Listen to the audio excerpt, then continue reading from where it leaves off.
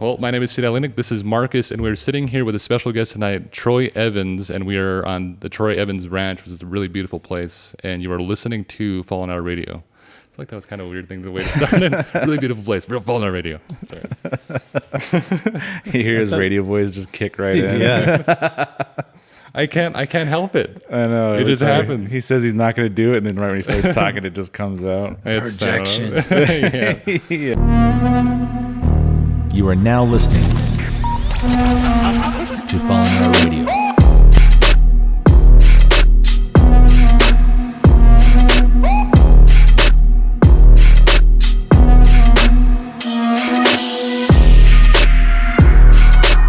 Ladies and gentlemen, welcome back to the podcast. My name is Sid Alinik. This is Marcus, and you're listening to Fallen Hour Radio. Well, welcome back to the podcast. Mark is being stupid right away, so I was just telling the truth, that's all. Okay. So we were sitting here with Troy Evans, and you have this. How would you describe your art pieces? How do you lay your line of work? So I'm by trade or training, I was an apprentice for 6 years as a curved staircase maker. Oh, cool. So woodworking, basic background in woodworking. And then I had this unique opportunity to grow up with a man that was a leading authority in medieval and Renaissance artwork. And so that really influenced what I do as an artist. Wow. That background. So how was your time there? Like, what were the things you would do with medieval art pieces? Well, from the time I was 6 years old, I was exposed to him bringing deaccessioned work out of the Louvre, the Prado, the cloisters. Wow. He had a studio in Madrid, Spain, and he's bringing all of that work back to Montana. Wow. And so he knew I had an interest in the work, and he also wanted to give me a history lesson. So anytime he would bring a new piece into Montana, then I would get to see it, hold it, study it, whether it be Ming vase or something from the Sung Dynasty, or sometimes Native American work. But the major part of the collection was religious, wood-carved Santos and St. Michael's from 0 to 1100. A lot of architectural stuff from the 1480s. Wow. And sometimes religious icons and things out of religious collections. Wow. So you said you were helping repair them, or is that what he did? Was repairing the art pieces? Or no, I didn't do any restoration on the art pieces per se. I did get to do a lot of restoration on architectural pieces from that time period. Wow. For instance, window grills from 1480, Moorish doors and window grills. You know, at that time they didn't have glass in their architecture, so they would create these cool hand-forged metal window grills. Oh, wow. And then they'd have shutters over those. Oh, okay. And that's, how they had a window, essentially. Right. Man, I'd be like so afraid to touch anything that old, man. I know. I'd be afraid I was going to break something. Yeah. And the first time you cut into a door from, that is medieval, and you're going to take this door and you're going to rework it. And yeah, it's a lot of responsibility, right? I think it would take me hours to even get to the door. I'd just be staring at it, like afraid to touch it. That'd be me, man.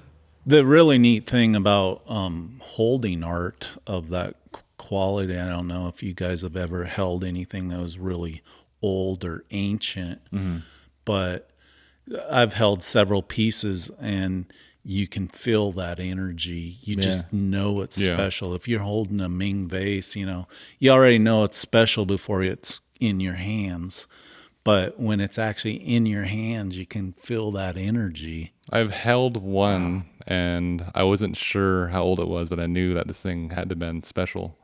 and it was these. I guess it was from a priest, a Japanese priest or a Chinese priest, and it was really old. And they can't date it yet. They're still trying to find these people to date it, but it's sitting in the rock shop. Oh yeah. And it was a stamp. There were these Oh. two like sculptures of this guy who they think the priest was, and they kind of sit together, and under that it's a stamp. And I was like, wow, that's really cool, and I wanted that, but they're not going to sell it. Yeah. I got to hold what they call a missile box, and a missile box is what they would take from chapel to chapel or cathedral to cathedral, the daily prayer. And this was a medieval piece that was I got to hold in my hands. Wow. And I'll give you a photo of myself when I was about 30 years old, holding a cross that is like a processional cross, and it's all silver, and this thing was huge. And holding that thing, I was raised Catholic, and holding that thing made me feel like a little altar boy again, 'cause I'm holding this processional cross. Yeah. It was just unbelievable. Wow. How old was that? That That cross? piece was from the 1600s. Jeez.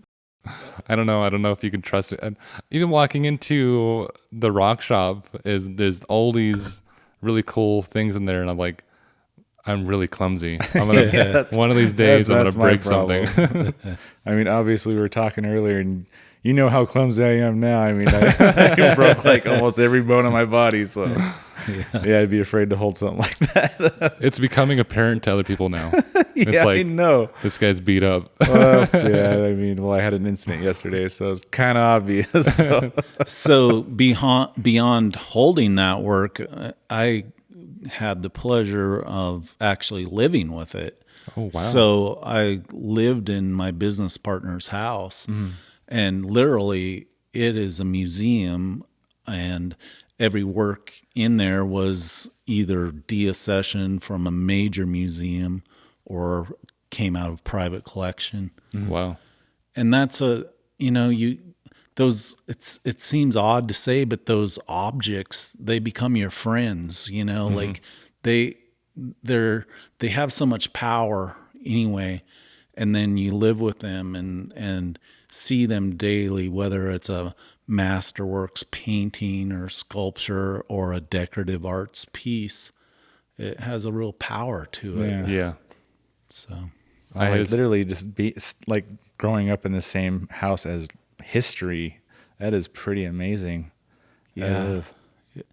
I think I might have told you the story about when I was a kid, I would fake being sick so that I could go to the gentleman's parents' house that later became my business partner.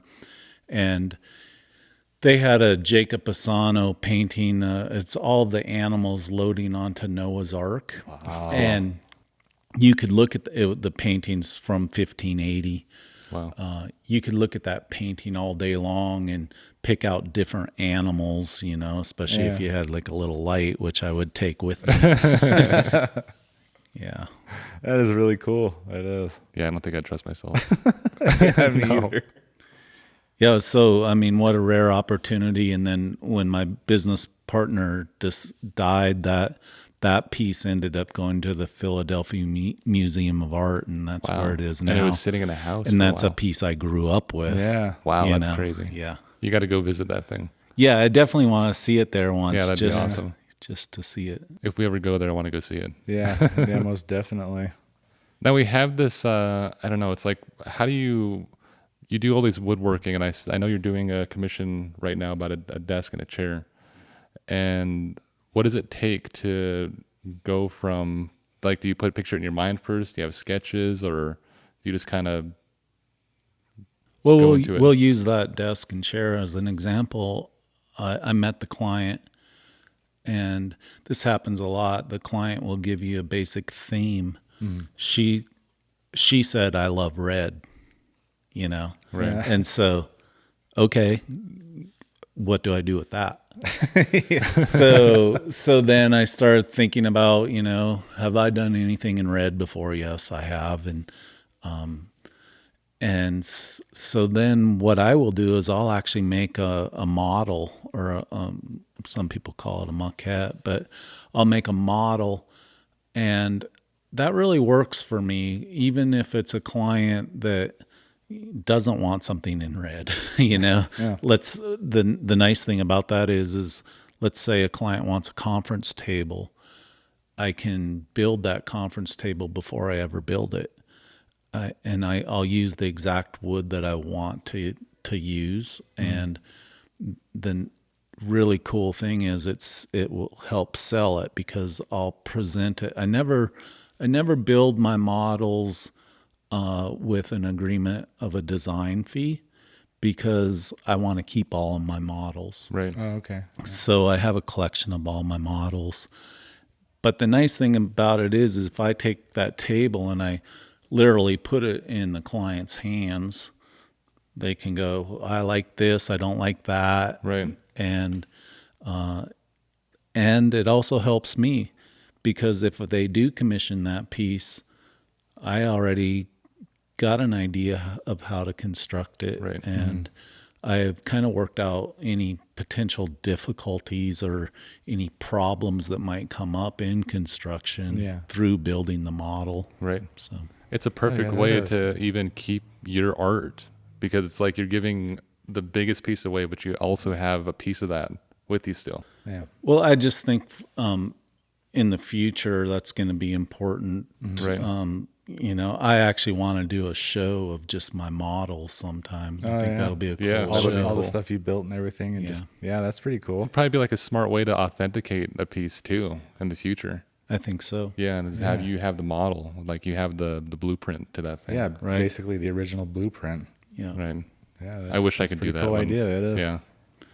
And sometimes the final project varies from the model, but small details. And, yeah. So can you name, I'm trying to think if you have like a photo that you can reference, and what is the most challenging piece you had? Wow. I did a table that was 27 feet long, and the tabletop was 4 inches thick. So just the mass of That is pretty big. doing a piece that big is challenging. I wouldn't say that is necessarily the most challenging piece I've ever done, but the sheer mass of doing a heavy piece. Yeah. I joked with my friend about this. She's a sculptor in wood as well. And when she was young, everything she did was really big, and there's like, for artists, there's an intrigue to do things big. Yeah. Right. Yeah. And, as we get older, that intrigue kind of goes away a little bit, because you realize when you get that piece done, you're going to have to move it, and then you're going to have to move it again for a show, and then into a new gallery. So so to answer your question, the hardest piece I've ever done, I think, was a staircase. I've done a lot of staircases, but this particular staircase was free flying. It only touched at the bottom and the top. Wow. And it was of a exotic wood, and it was difficult. Wow. Yeah. It's kind of like how we do this podcast too, is when we wanted to move into an hour long, I was like, man, that's going to take some heavy editing. It's going to take a lot longer. And it's almost like the same feel of like making bigger things. And eventually we'll probably go back to 15 minutes. I don't think this compares to what I always you do just that. said. I always do that. I don't know why. This was like this. I get in trouble a lot because I say the dumbest things ever. I actually don't think that's dumb, because what an artist does, we're constantly editing. Yeah. Right. And your editing process, it gets tedious, meticulous. Probably. Meticulous and tedious, and that's no different than in what I do. I build something and then I edit and edit. Right. If I'm painting, you edit and edit, you know? How long does it take you to do something like a table?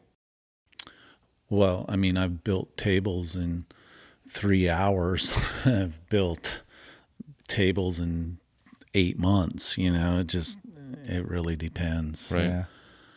And, you know, sometimes you get on like a crazed creative streak. I know on 9/11, the day of 9/11, I came into my studio and I was pretty upset about the morning news. And I worked for 18 hours straight.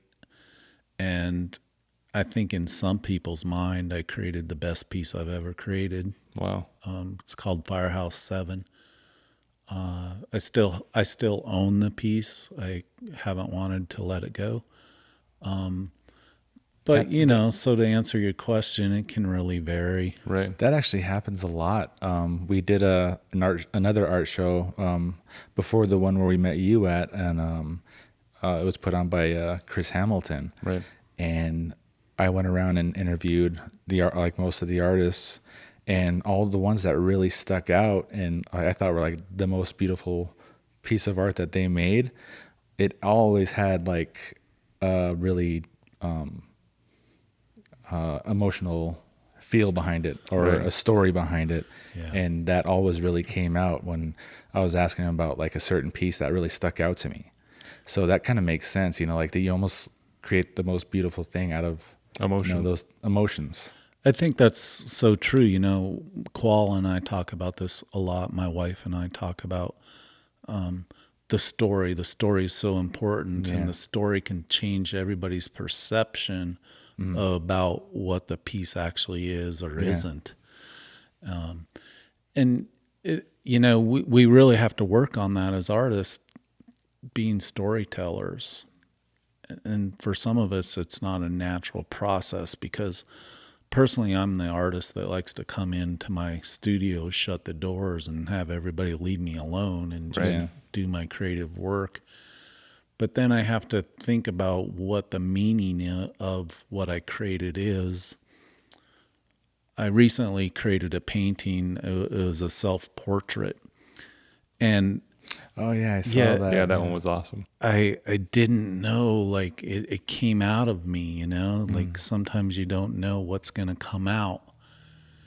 And this painting happened because I had bought an old vintage scroll saw. And when I turned that scroll saw on, it made a particular noise. The sound. And the sound reminded me of this antiquated computer thing that they gave me when I was in the 6th grade to try to teach me my multiplication tables. And they couldn't figure out why they couldn't teach me my multiplication tables. And my mom was a school teacher. And so, you know, think about her perspective. She can't get her fellow teachers, her associates, to teach me multiplication. And so it was embarrassing to her, and it was embarrassing for me. And so, you know, give a kid flashcards and show him flashcards over and over. And so I call the painting Torturing a Dyslexic with Flashcards. But it was really about that machine, because that machine was like a electronic mode of flashcards, and I had to take this little machine home with me and torture myself with it too. Yeah. And so when I made this painting, this self-portrait, I showed it to Qual, and I'm like, "What do you think?" And she's like, "Wow, you look so angry." You know, she knew it was me. She knew it was me as a 6th grade or 5th grade kid, whatever I was. And she's like, "Wow, I see the anger. What's this about?" Right. You know, so. It turned out really well. Yeah, it did. I saw it. I was like, wow, that's an awesome piece. Yeah, it is. Thank And you. I wasn't sure if you were a painter, and I don't think we ever talked about it. We met before, and when I saw that piece, I was like, yeah, he's a painter. That thing's awesome. Oh, well, thanks. I don't know if I am a painter. it's something I've been working on. I went through a program with the Montana Arts Council, and they looked at my sculptural pieces and were like, yeah, this is great, but every one of these pieces is $10,000 and up. You need to have something that the average person can buy, because there's a lot of people that would love a Troy Evans, but they can't afford a Troy Evans. So what are you going to do to fulfill that need? So I had always been intrigued with this movement called architectonics, which was a form of cubism. It started with 4 Russian painters that went to study cubism, and they came back and they started their own movement. And this happened about 1913. And so I was intrigued with the lines of those paintings, and so I started doing my own version of those, kind of innovated them in that I didn't draw the lines. I actually cut the lines with a saw. And really? Cool. And then I'd mix in turquoise dust and silver dust and marble dust into my paints to help delineate the line. And I was really happy with that because my first show of 56 paintings sold out, and I commissioned 17 on top of the 56 that sold out. And that first show was in 2012, and I think I've probably sold over 450 of those paintings. Wow. All together. So Yeah. I got to see your paintings. I know. I mean, we saw a few like Yeah. there are some on my website. You can see some of the work Cool. on my website. Yeah, definitely checking that Do you out. sell them still? I do. Yeah, I haven't. So I've kind of took a break over the whole COVID thing, and I don't know why. I was pretty much working on sculptural stuff, and honestly, I was playing with my horses a lot during that time period. Right. But I kind of needed that break, because there was so much going on in the world, and it was like, I kind of needed that break. I'd been working hard. I had just finished the big turquoise cabinet that's at the World Trade Center. Oh, cool. And so I needed a little hiatus, but I'm ready to hit it again. Yeah. And I think my style is going to change, actually. I think it's going to go more towards figurative, perhaps. Cool. Yeah. I like that piece you did with the turquoise. And you told me about, tell us a little bit more about that. So I was at the Western Design Conference, which I have been involved in quite a few times, and there was this new product there. These people were the first people to create tile out of turquoise, and I was just fascinated with their product, and I left them my business card and walked out of their booth, and to my advantage, my wife walked into the same booth 20 minutes later without my knowing and said, wow, this would work so well with my husband's work. And she showed him all of my portfolio on her iPad. And long story short, the next thing I knew, I was going to Kingman, Arizona to help in the process of building turquoise tile. And That's awesome. I stayed with the owners of the company. They were just awesome people. And then they started giving me their product to use. And what a great thing, because it's a super neat product, and nobody else has it, and nobody else. So through that process, I got to show in some really incredible places like Dubai, the Architectural Digest show in New York City. So it was a great experience. And also now I'm in the World Trade Center with a interior design a company called Ethan and Associates that are just wonderful people to work with. So. Wow.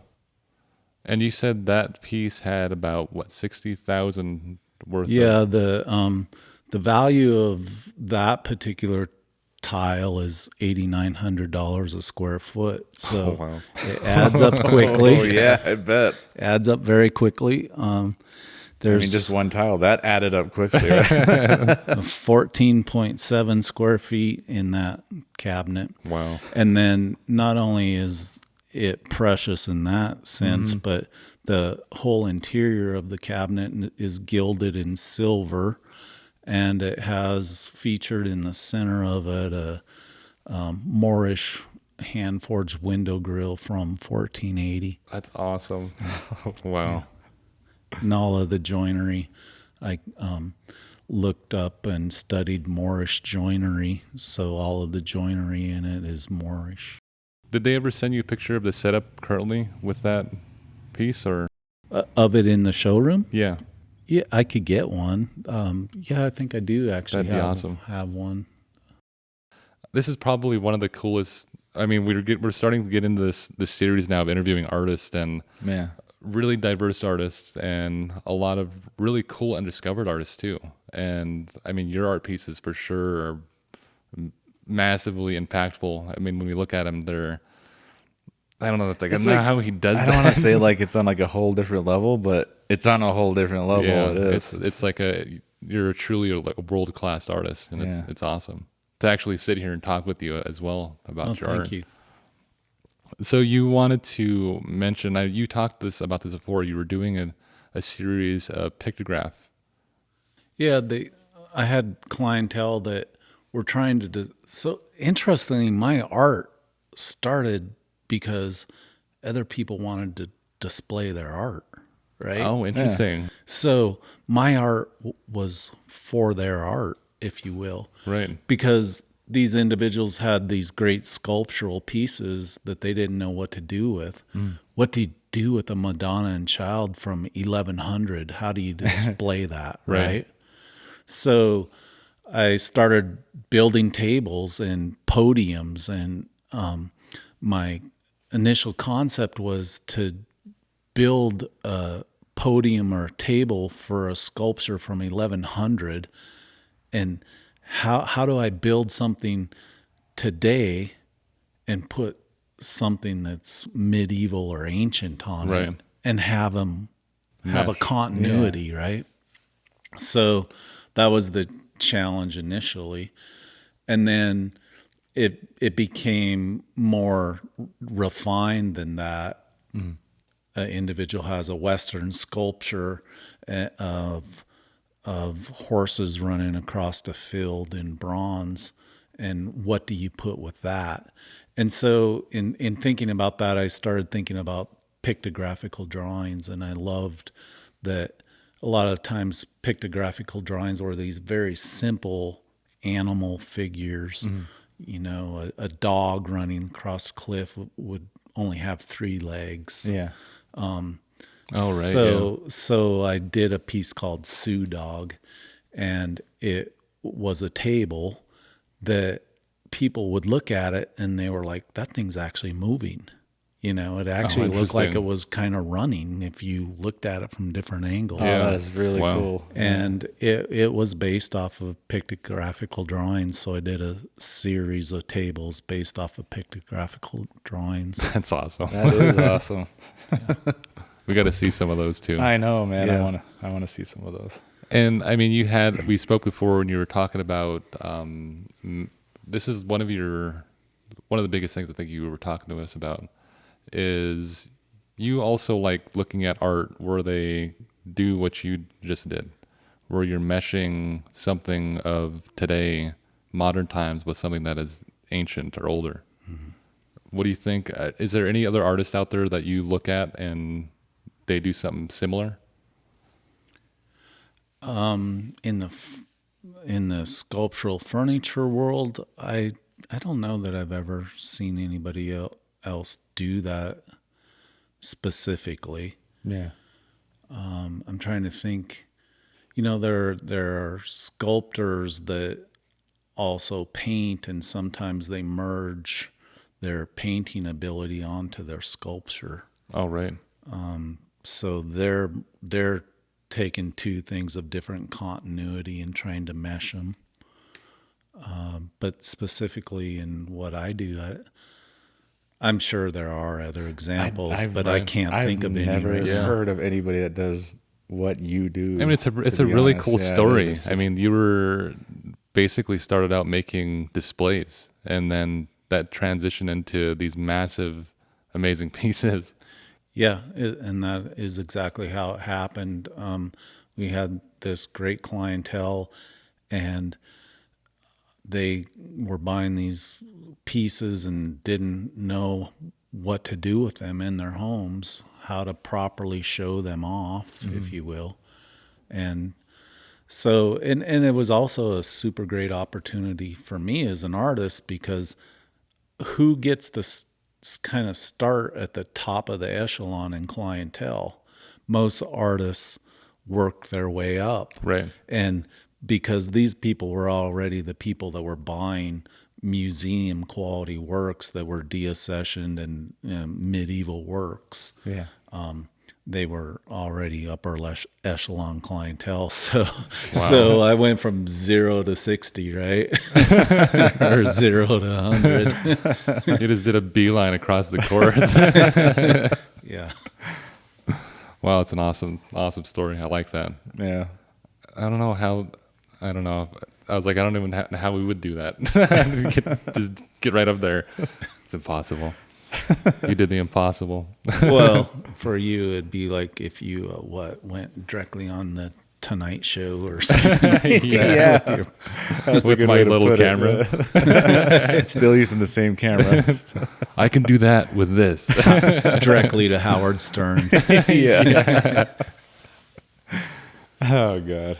So what do you want to talk about? Do you want to go right into this story, or what do you think? I'm curious. I am, like, earlier before we turned the cameras on, you mentioned that you had a story. We usually ask, people that we're interviewing if they have anything strange or paranormal or creepy or any kind of lore story. Right.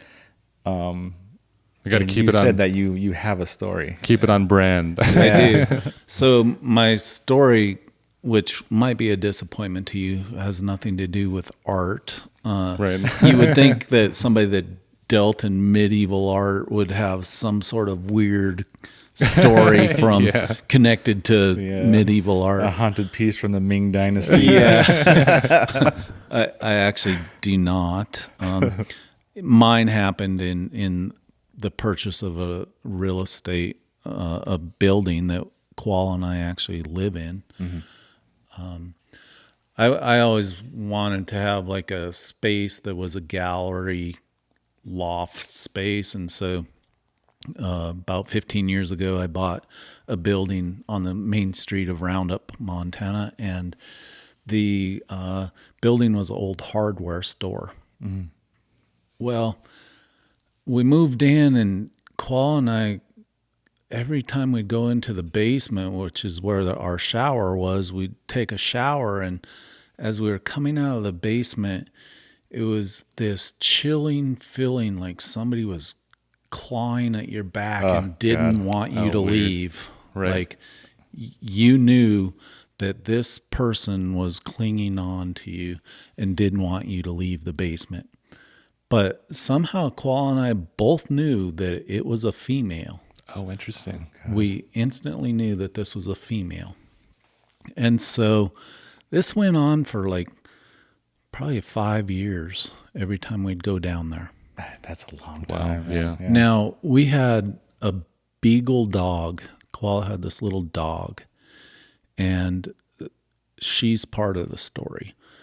But the other part is that I had gone to a picnic, and there was a elderly lady at the picnic, and she knew that we had bought that building. And I just kind of said, do you know anything about the previous owners, the people that ran the hardware store? And she's like, yes. Do you feel a presence in that building? Got it. Oh, There it is. And this lady's like 85, 90 years old, wow. you know, and just the way she said it. Yes. Do you feel a presence in that building? I bet it was that much creepier coming from a really, really old person too. Yeah.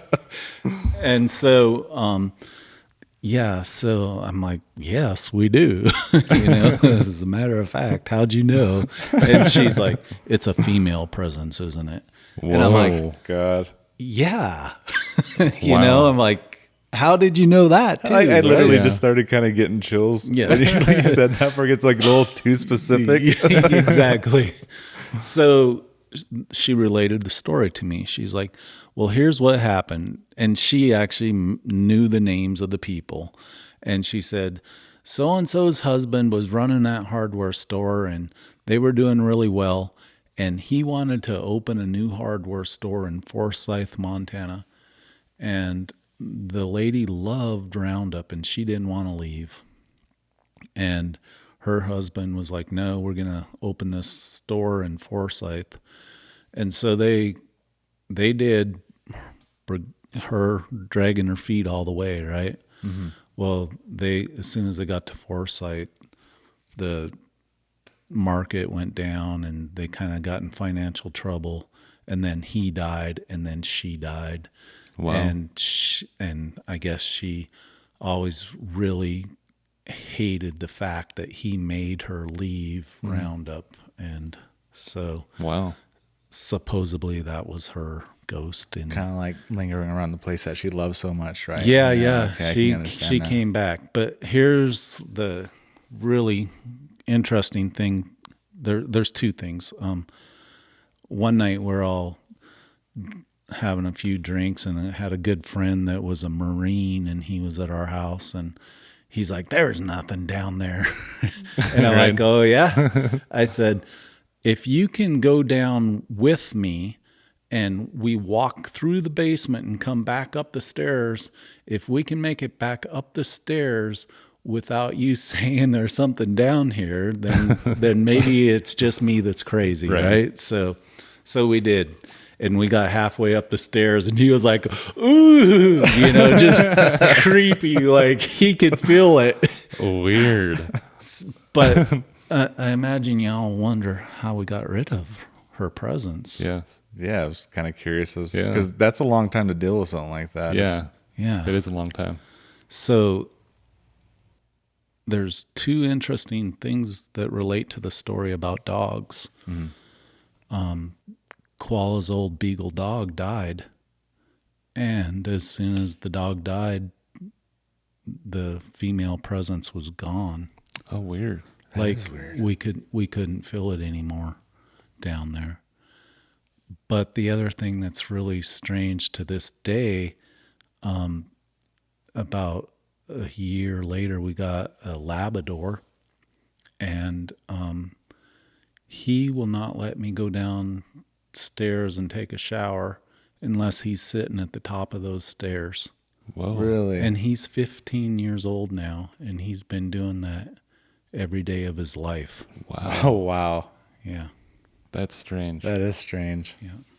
So it was about a year after the beagle died. You just didn't feel anything until you got the new dog? Or? And I just asked Koala, I was like, do you feel that anymore coming up the stairs? And she's like, nope, it's gone. Do you guys feel it anymore now or no?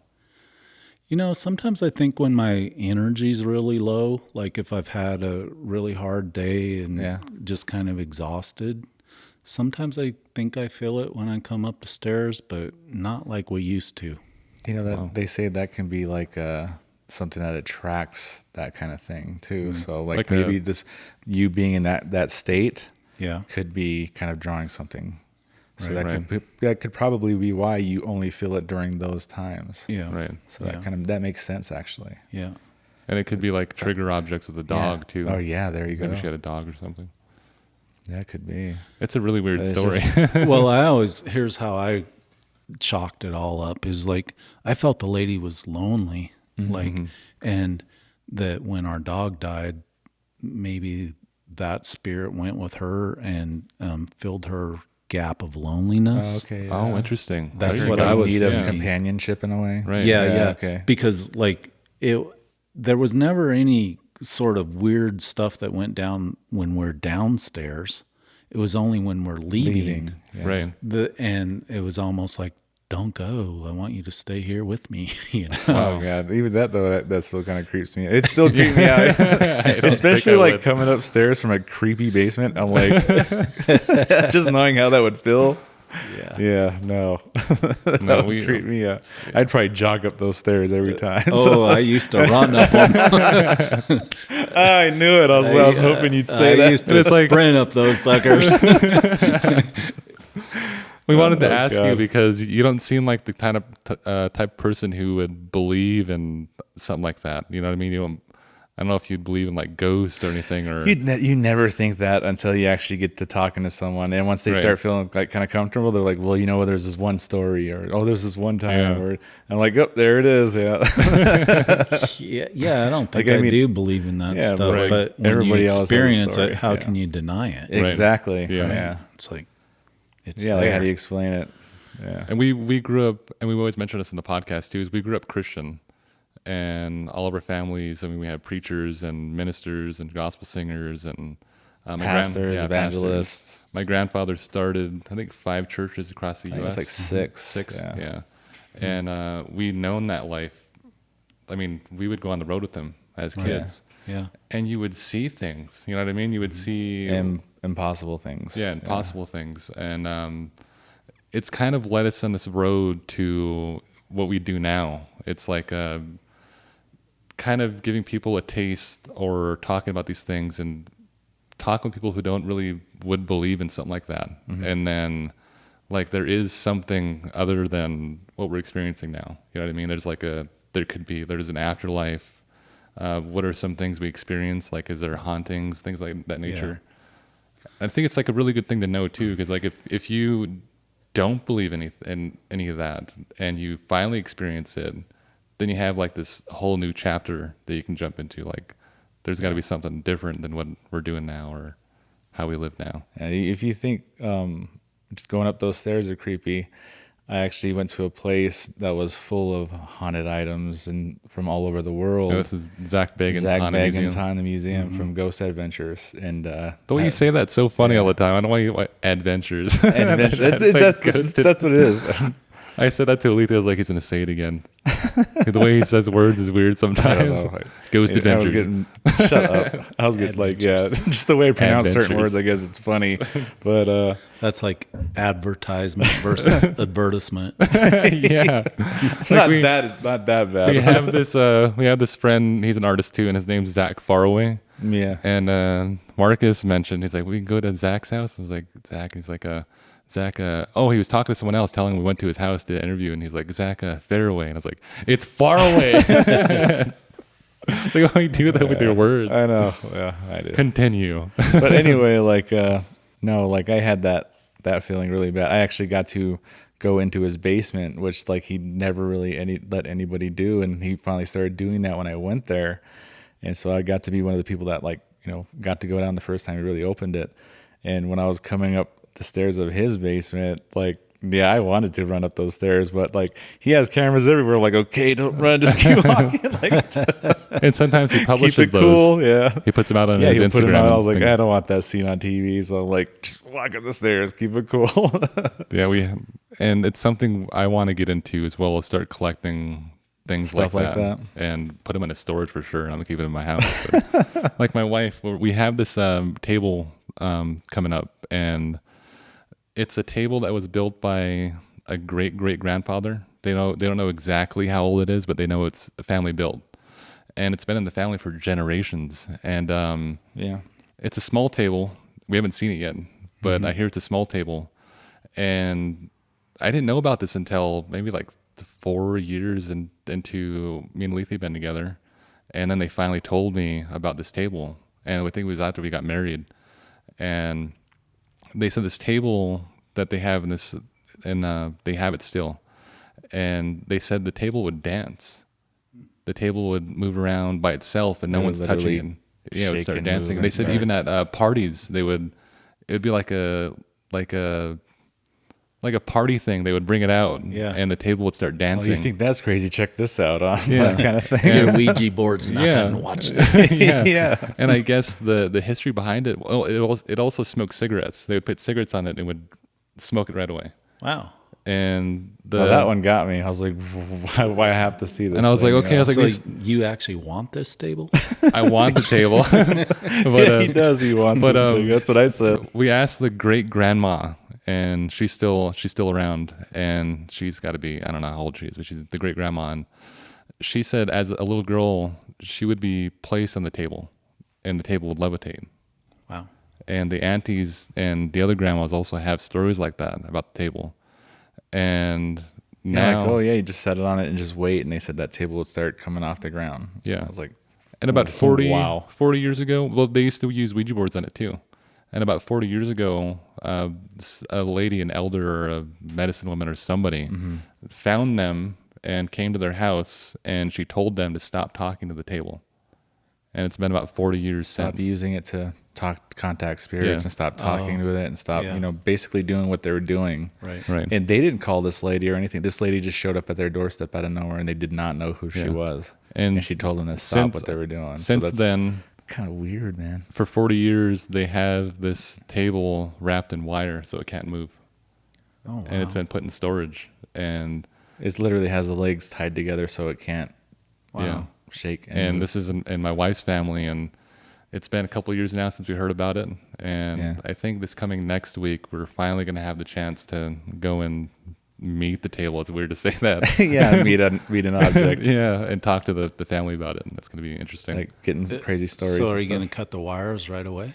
I'm going to ask him. I would freaking love to do that. I'm gonna- Just and like, we're can we gonna- just do it once. Because she said the auntie that we're going through, she said that if she had it, she wouldn't let us talk to it, wouldn't let us take the wires off. She said, but the dad who has it now, He's said like, he's so into like, that. oh yeah, come Yeah. on, come, yeah, check it out. This So and we're going to get there. We're going to see if we can take the wires off and Yeah. see if we can use we're going to get a spirit box and see if we can use that spirit box on there and if anything that. happens. See what happens, I guess. Like that was his idea, but I was like, oh, I gotta be there. But Right. And it's kind of weird because like you experienced a lot of these old items, but nothing's had those sort of effects. And this Well, thing was the other- kind of made for that, actually. right. Yeah.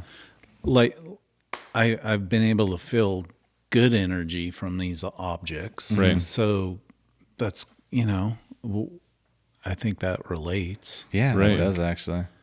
It- And this thing is like feels like bad energy to me, Right. Like Yeah. it feels like because even her aunt, his wife's aunt says that when she walks in, she just doesn't even like looking at the thing because it creeps her out so bad.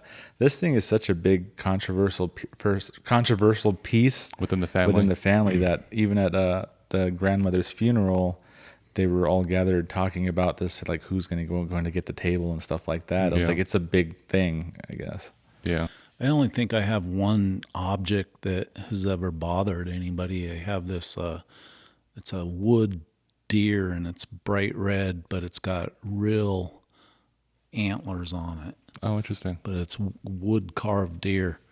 And, I like it. Koala thinks it's evil. She doesn't even like looking at it. Oh, Really? weird. And like, I've tried to set it every place in our house and she just hates it. I'll take it off your hands. He'll gladly take it. Is it your piece? Yeah, it is mine. Yeah. That's awesome. Yeah. I think when you were talking about how, you talk to different people and you think, well, they probably don't have a story or they Right. do, or, and you Yeah. can't guess that. I think with the story I related to you, it didn't seem like I could talk about it until the old lady at the picnic acknowledged. Kind of like basically that- confirmed she- it. Yeah, she that's confirmed basically what it that was. I wasn't crazy. Right. And Koala wasn't crazy. We really were feeling these things. Yeah. And it was like she knew and she named the person. Wow. Yeah, she knew. Yeah.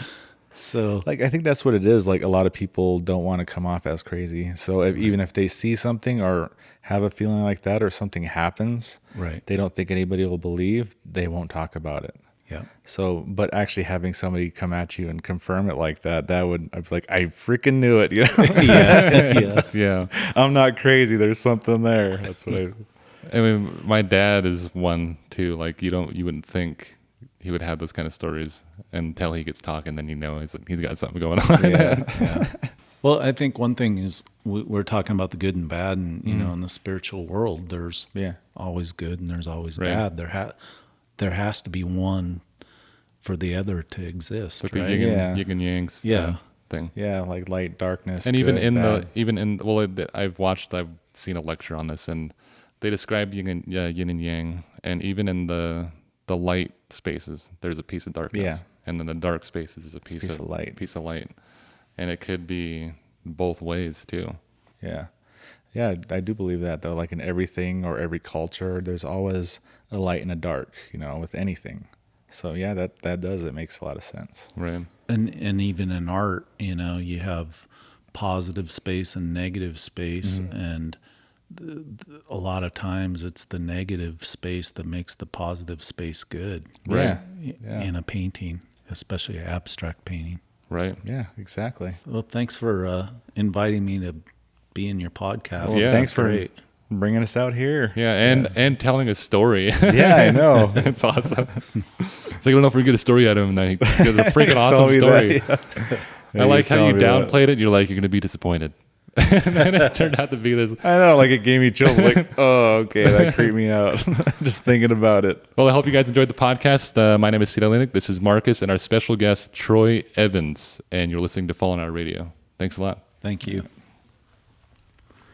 I thought he was going to say, What? I thought he was going to Sorry. say Tyrell. I saw I kind of pause for a second. Yeah. Good job. That was fun, you guys. I enjoyed that. You are now listening to Fallen Hour Radio.